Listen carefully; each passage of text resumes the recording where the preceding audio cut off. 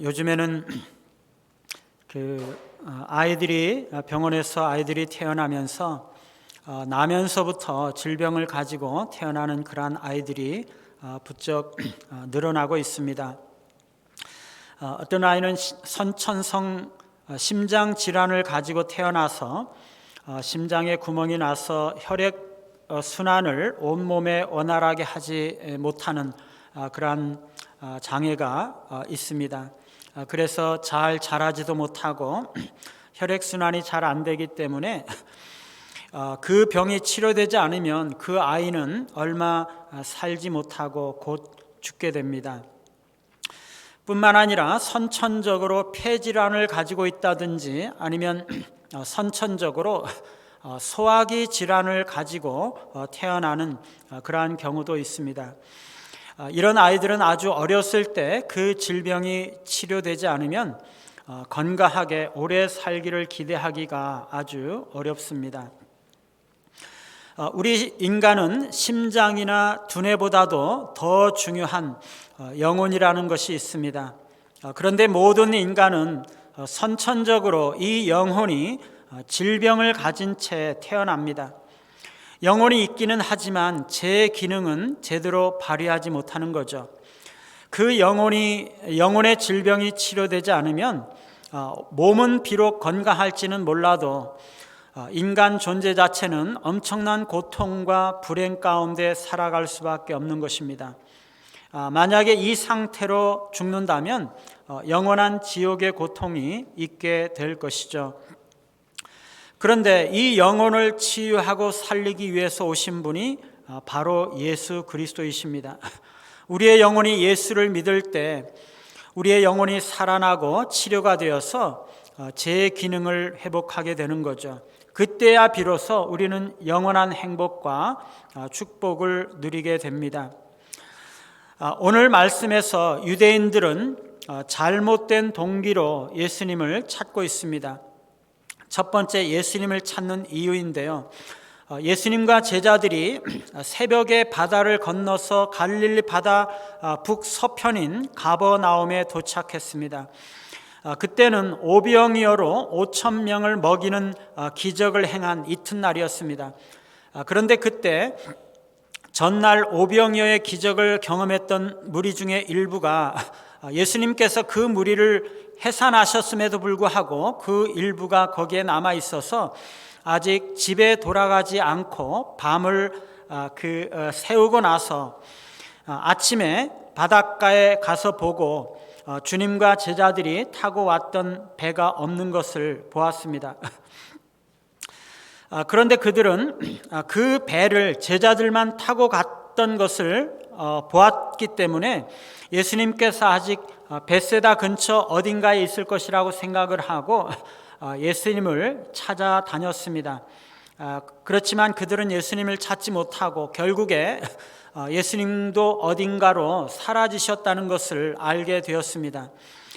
그때 갈릴리 남동쪽에 있는 디베랴에서 배들이 예수님께서 오병이어의 기적을 행했던 벳세다 광야의 그 해변으로까지 왔는데 그들도 예수님을 찾았지만 발견하지 못하게 되죠.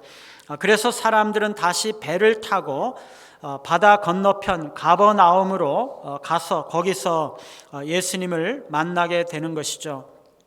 사람들이 예수님께 묻습니다. 랍비여, 언제 여기로 오셨나이까?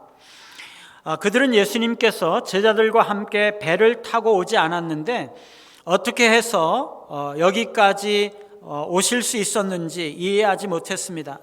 분명 예수님께서 마지막에는 벳세다에서 기도하러 산으로 올라가시는 것을 보았는데 이튿날에는 이 가버나움에 와 계신 거죠. 예수님을 찾는 그들에게 예수님은 호되게 책망을 하시죠. 내가 진실로 진실로 너희에게 이르노니 너희가 나를 찾는 것은 표적을 본 까닭이 아니요 떡을 먹고 배부른 까닭이로다.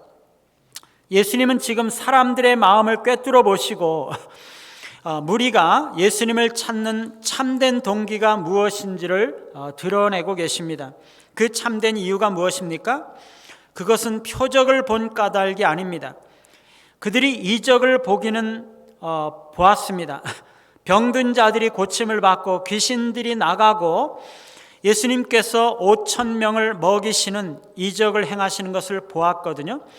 그런데요, 바로 이것이 예수님께서 메시아이시고 하나님의 아들이심을 증거하는 표적이라고는 생각하지 않는 거죠.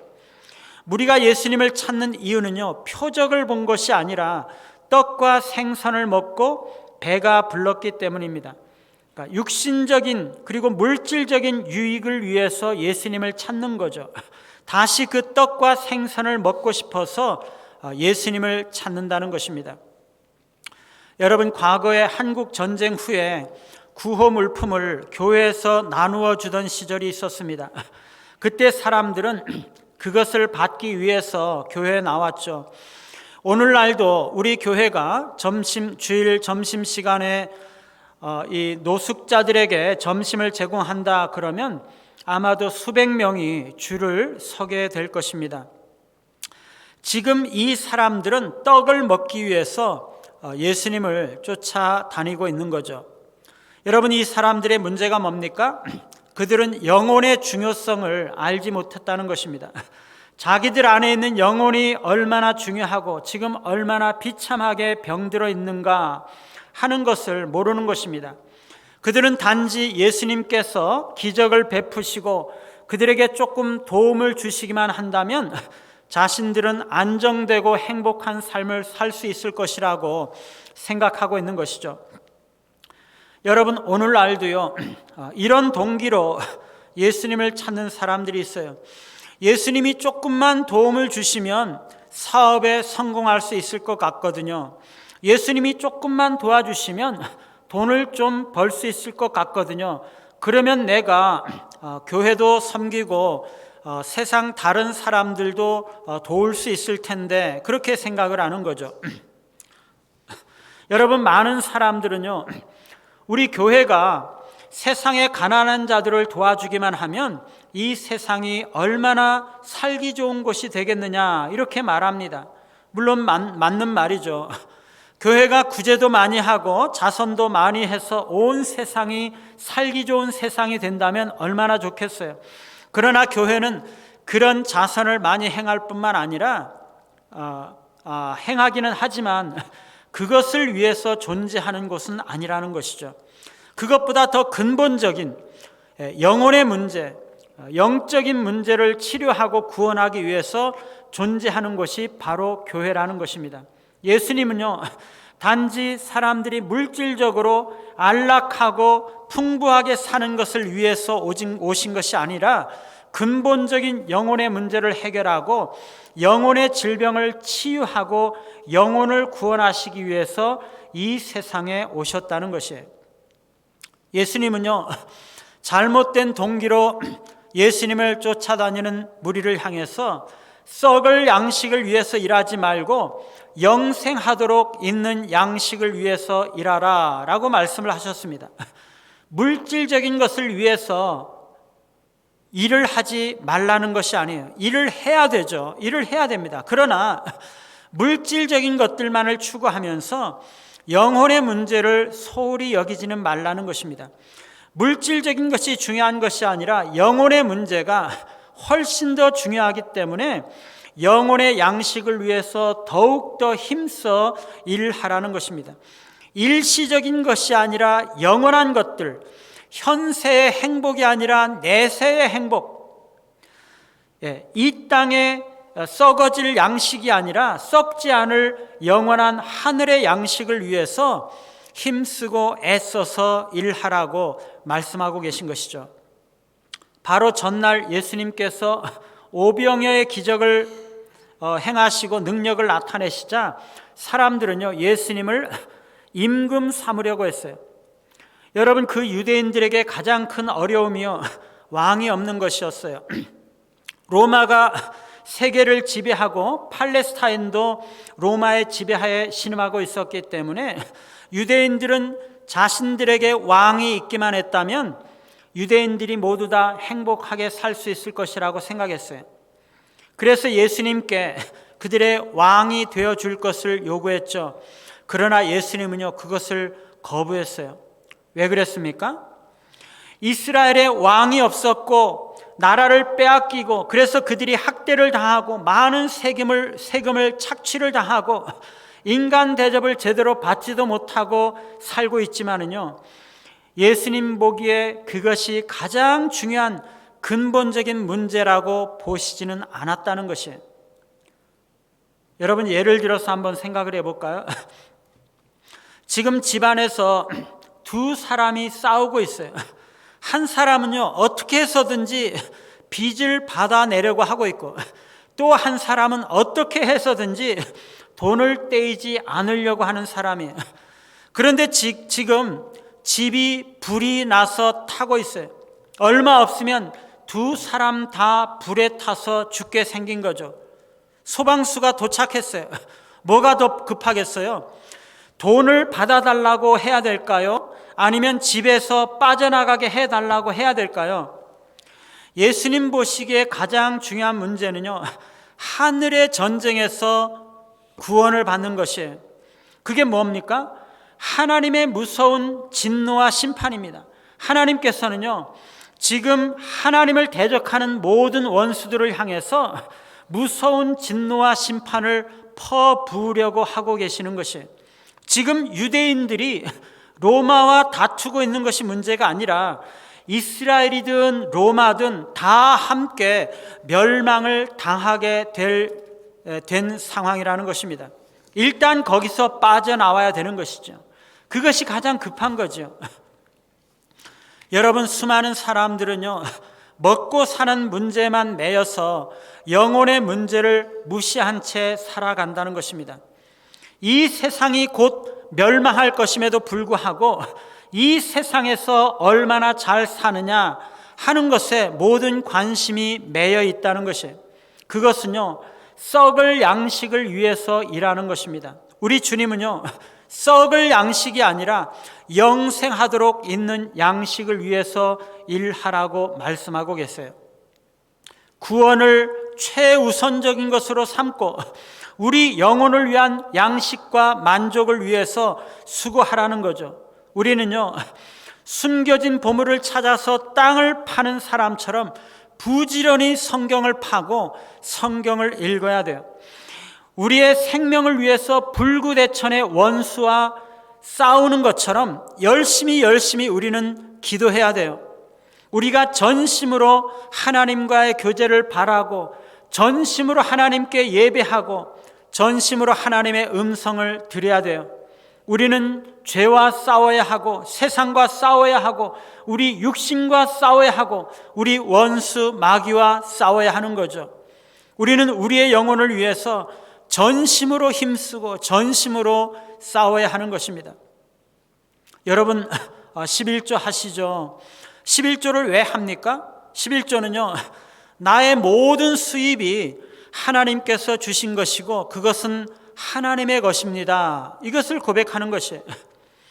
나의 모든 수입은 하나님께서 나에게 주셔서 내가 자유로이 사용할 수 있지만 그 모든 것은 하나님의 것입니다 라고 고백하는 것이 그 중에 열의 하나를 구별해서 11조를 하나님께 바쳐드리는 거죠. 예수를 믿는다는 것은요, 예수님께서 내 영혼과 인생의 주인 되신다는 것을 고백하는 것이에요. 여러분은 나의 모든 시간이 하나님의 것임을 믿으시나요? 우리가 하나님께서 나의 영혼과 인생의 주인이라는 것을 고백하면은요, 내 시간의 11조, 내 재능의 11조를 하나님께 드려야 되는 거죠. 그래야 나의 주님이라고 부르는 고백이 진실한 고백이 되는 거죠. 우리는 물질의 11조뿐만 아니라 시간의 11조를 드려야 됩니다. 그 시간은 오직 하나님께만 바쳐져서 오직 하나님을 위해서만 사용하는 시간이 되는 거죠.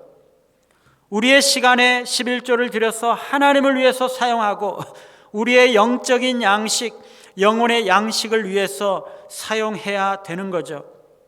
우리가 영적인 양식을 구할 때 이 영생하도록 있는 양식을 우리 주님 예수님께서 우리에게 주시겠다고 약속하고 계세요. 왜냐하면 인자는 아버지 하나님께서 인치신 자이기 때문입니다. 그리스도는 바로 이 목적을 위해서, 우리 영혼의 양식을 위해서 임명되신 분이시라는 것을 선포하고 있는 거죠.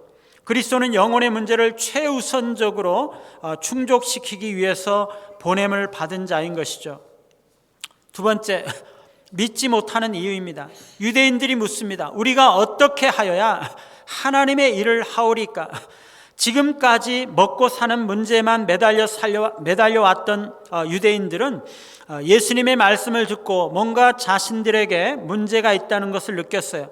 뭔가를 해야 할 것을 느끼는 거죠. 그런데 무엇을 해야 하는지는 정확하게 잘 모르는 거죠. 잘못된 동기로 잘못된 삶의 방향으로 살아왔음을 느꼈지만 뭐를 해야 될 것은 모르는 거죠. 그래서 그들은 어떻게 해야 하나님의 일을 하오리까? 라고 묻고 있습니다. 어떻게 보면 이게 너무나 놀라운 변화인 것 같죠. 하나님의 일에 대해서 관심을 가지기 시작했기 때문입니다. 그러나 사실은요, 이것이 유대인들이 가지고 있는 치명적인 질병이에요. 그들이 하나님께 나아가는데 가장 걸림돌이 되는 것이 바로 이것입니다. 그들의 의식 깊은 곳에 숨어 있는 그들의 생각이 뭐냐 하면요, 하나님의 은혜를 받기 위해서는 뭔가 하나님께 일을 해 드려야 한다는 것이에요. 내가 하나님의 도움이 절실히 필요한데 그냥은 하나님이 안 도와주실 것 같아요. 그래서 내가 뭐든지 하나님을 위해서 일을 해 줄 테니까 하나님이 나에게 원하시는 것이 뭡니까? 그 말이에요. 하나님의 은혜나 구원을 일종의 거래 관계로 생각을 하고 있는 것이죠. 그들은 뭔가 무엇이든지 일을 해야지 구원을 받는다고 생각을 하는 것이에요. 하나님 나라에 들어가는 것이 어떤 행함이나 행위, 실천에 있다고 생각을 하는 것입니다. 여러분, 이것은요, 너무나 잘못된 생각이죠. 구원은요, 내가 뭔가를 해서 얻는 것이 아니에요. 내가 율법을 지켜서 구원을 얻는 것도 아니에요. 선행을 한다거나 좋은 일을 많이 한다거나 자선을 베푼다고 해서 구원을 받는 것이 아니에요.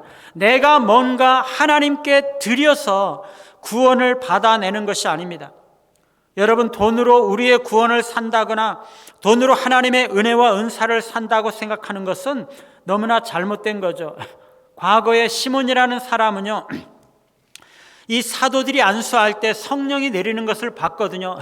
너무나 놀라서 자기도 돈을 줄 테니까 그런 능력을 달라고 그렇게 요청을 했다가 저주를 받은 적이 있습니다. 하나님의 은사와 구원은요, 돈으로 산다거나 내가 무슨 일을 해서 얻는 것이 아니라는 것이에요.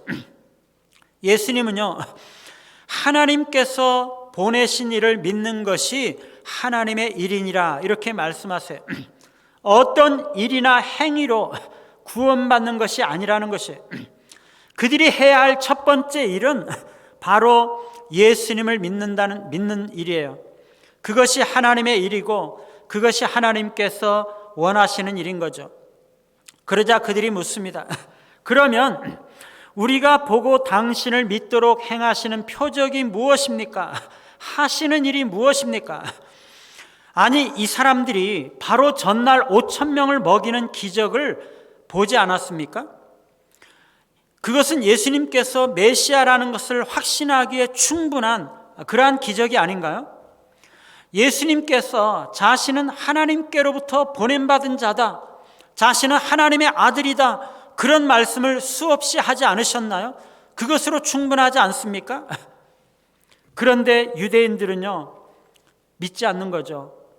이것은요, 그들이 얼마나 무지와 오만과 편견과 고집에 사로잡혀 있는지를 너무나 잘 드러내고 있는 것입니다. 예수님이 보여주신 그 표적과 가르침만으로는 만족하지 않고 더 큰 표적을 보여달라는 것이에요. 그 정도의 표적, 오병이어의 표적 정도 가지고는 만족할 수가 없고, 우리가 당신을 믿고 싶기는 믿고 싶은데 당신을 믿을 수 있도록 더 큰 표적을 보여달라는 것이에요. 여러분, 이 유대인들의 문제점이 뭐예요? 오랫동안 신앙생활을 해왔던 사람들의 문제가 뭐냐 하면은요, 여러분, 하나님의 은혜는요 아주 작은 것만으로도 우리의 영혼을 만족하기에 충분한 것이에요. 아주 작은 은혜도 우리를 만족시킬 수 있는 것이에요. 왜냐하면 그것은 이 땅에 있는 것이 아니라 하늘에 있는 것이고 하나님이 주시는 것이기 때문이에요. 하나님의 은혜는요 아주 작은 것만으로도 하나님의 임재를 느끼게 해주고, 하나님이 누구신가 하는 것을 깨닫게 해주고, 하나님의 나라가 지금 우리에게 임하고 있구나라는 것을 깨닫게 해줘요. 그런데 사람들이요 하나님의 은혜를 계속 받다 보니까요 그것이 만성이 되어버리는 것이에요. 하나님의 은혜가 와도 무감각해버리고, 그래서 이제는 더 큰 은혜, 더 큰 감동을 받지 않고는 만족할 줄을 모르는 것이죠. 처음에는요 설교를 듣고 얼마나 큰 은혜를 받았는지 몰라요. 그런데 시간이 지나다 보니까요 은혜가 무뎌져 버리는 것입니다.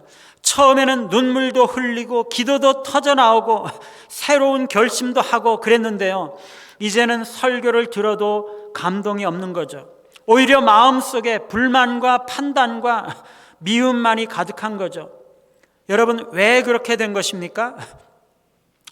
하나님께서 주신 은혜를 마음 깊이 묵상을 하고 마음속에 있는 죄와 상처들을 토설해내지 않고 마음이 무뎌져 버리면요 은혜가 와도 그것을 붙잡지 못하는 은혜 중독 현상에 붙잡히게 되는 것이에요. 예배 중에 은혜를 체험해도요 그것을 놓치고 잃어버리게 되는 것이에요. 그래서 점점 더 큰 은혜와 더 큰 감동을 요구하는 거죠. 목사님, 그 정도로 해가지고 우리가 만족할 수 있겠습니까? 좀 더 감동적인 설교를 해야 우리가 믿을 수 있지 않겠어요? 우리가 다른 교회로 가지 않도록 좀 더 강력하고 좀 더 감동적인 말씀을 들려주셔야 되지 않을까요? 우리를 좀 감동시켜 주시고 우리를 좀 믿을 수 있게 해주세요. 유대인들은요 지금 그렇게 말하고 있는 거죠. 여러분, 이것은요 영적인 중독증입니다.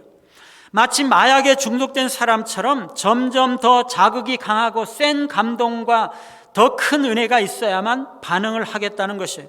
그래서 자기를 확신시켜 줄 것들을 요구하고 더 큰 증거를 요구하고 더 많은 증거들을 요구하는 거죠. 이것은요 완전히 종교에 중독이 된 것입니다. 여러분, 문제는요 증거가 부족하다는 것이 아니에요. 마음이 부족한 거죠. 예수님께서 메시아라는 증거는요 차고도 넘칩니다. 예수님은요 너무나 많은 표적들을 보여주셨어요. 너무나 많은 하나님의 진리와 말씀을 이미 들려주셨어요. 그런데 예수님을 믿을 마음이 없는 거죠. 그런 모든 이적을 행하신 예수님을 메시아로 보려고 하지 않는 것입니다. 오늘날 우리에게도요 너무나 많은 증거들이 있지만 사람들은 그것을 보려고 하지 않는 것입니다. 너무나 많은 말씀을 들었지만 믿으려고는 하지 않는 거죠. 육신의 눈은 떴지만 마음의 눈은 감겨져 있는 거죠.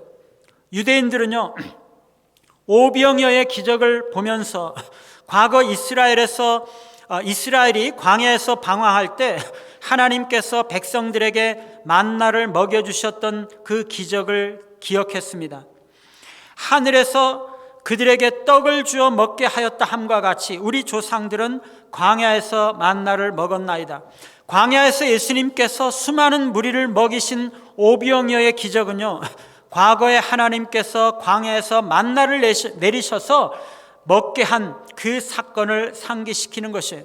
이 오병이어의 기적은요 과거의 출애굽 때 만나 기적을 재현하는 것입니다. 이것은요 오병이어의 기적을 행하시는 그 예수님께서 과거에 이스라엘 백성들에게 광야에서 만나를 먹이셨던 여호와 하나님, 바로 그분이시라는 것을 보여주시는 것이에요. 그런데 유대인들은요 예수님을 무시하고 있어요. 과거의 모세의 기적과 오병이어의 기적을 비교하면서 예수님을 멸시하려고 하는 거죠. 당신이 오병이어의 기적을 행했지만 그것은 별거 아니다. 과거의 모세 때는 수많은 이스라엘 백성들 60만 명 혹은 200만 명이나 되는 사람들이 하늘로서 내려오는 떡인 만나를 먹었다. 그러니 우리에게 믿게 하려면 이제 다시 계속적으로 떡을 만들어서 우리에게 먹여서 오병이어보다 더 큰 기적을 보여봐라. 그러면 우리가 믿겠다. 그렇게 말하고 있는 거죠. 예수님은요, 그들의 생각을 아시고 그들의 잘못을 정정하십니다. 모세가 너희에게 하늘로부터 떡을 준 것이 아니라 내 아버지께서 너희에게 하늘로부터 참떡을 주시나니 하나님의 떡은 하늘에서 내려 세상에 생명을 주는 것이니라. 너희들은 광야에서 만나를 먹었던 것을 모세의 기적이라고 하면서 모세가 기적을 베푼 것이라고 생각을 하고 있지만 하늘로부터 떡을 준 것은 모세가 아니라 하나님이시다. 모세가 준 떡은 참떡이 아니라 육신의 양식일 뿐이다. 하나님께서 주시는 하나님의 떡은 하늘에서 내려오는 떡이고 그것은 세상에 생명을 주는 것이다. 그런 뜻입니다. 예수님은 지금 하나님의 떡, 참떡, 곧 영혼의 양식이 되는 진정한 떡이 무엇이라고 말하고 있는 것인가요? 온 세상에 생명을 주는 예수 그리스도 자신이라는 거죠. 만나는요, 이스라엘 백성들에게만 주어졌지만 하나님의 떡은 온 세상에 주어지는 것이에요. 모세는요, 육체를 먹였지만 예수님은 영혼을 먹이시고 계세요. 모세 당시의 사람들은 만나를 먹고도 죽었어요.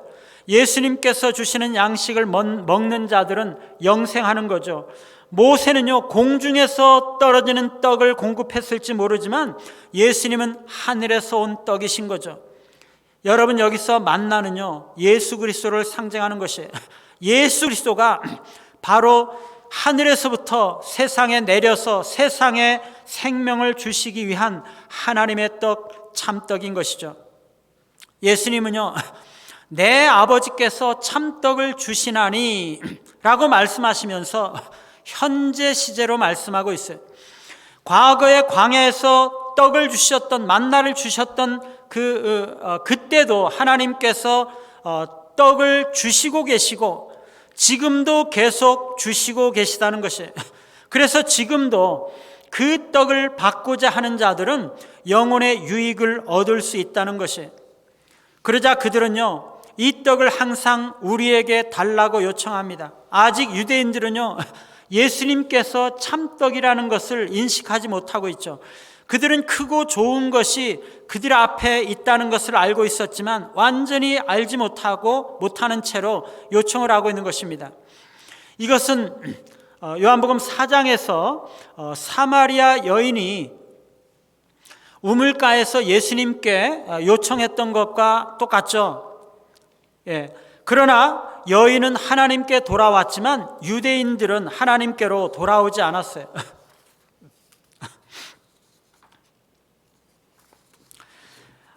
세 번째로 생명의 떡이신 예수님입니다. 예수님은 자신이 생명의 떡이라고 말씀하세요. 나는 생명의 떡이니 내게 오는 자는 결코 줄이지 아니할 터이요 나를 믿는 자는 영원히 목마르지 아니하리라. 예수님은요, 생명의 떡이세요. 인간의 영혼을 위해서 약속된 영혼의 양식이죠. 인간의 영혼은요, 죄로 인해서 굶주린 상태입니다. 마치 태아가 어머니 뱃속에서 어머니와 연결이 되어 있는 것처럼 우리 인간은 원래 하나님과 연결이 되어 있었어요. 그래서 생명과 은혜와 능력을 하나님께로부터 공급을 받으면서 살도록 그렇게 되어 있었습니다. 그런데 인간의 죄로 인해서 그 연결이 끊어진 거죠. 그래서 그 죄 때문에 영혼이 굶주리고 병들게 된 것입니다. 여러분, 죄가 뭡니까? 죄는요, 가장 근본적으로 말하면 하나님과의 연결이 끊어진 것을 말해요. 그래서 하나님을 모르고 하나님 없이 살아가는 것이 죄예요. 그런데 그리스도는요, 영혼을 만족시켜 주시는 구원자이신 거죠. 인간을 하나님과 연결시켜주고 그래서 인간의 영적인 필요를 채워주시는 그러한 구원자이신 것입니다. 사람들에게는요, 양심과 마음과 감정 안에 갈망과 공허함이 있어요. 영적인 굶주림이죠. 그런데 대부분의 사람들은요, 자신의 방식대로 그것을 채우려고 합니다. 그러나 그것은 진정한 만족이 되지 않죠. 그래도 사람들은 그것에 만족하고 그러려니 하고 살아가는 거죠. 여전히 영혼이 병든 채 살고 있으면서도, 여전히 만족하지 못한 채 살고 있으면서도 그것을 모르고 살고 있는 것입니다.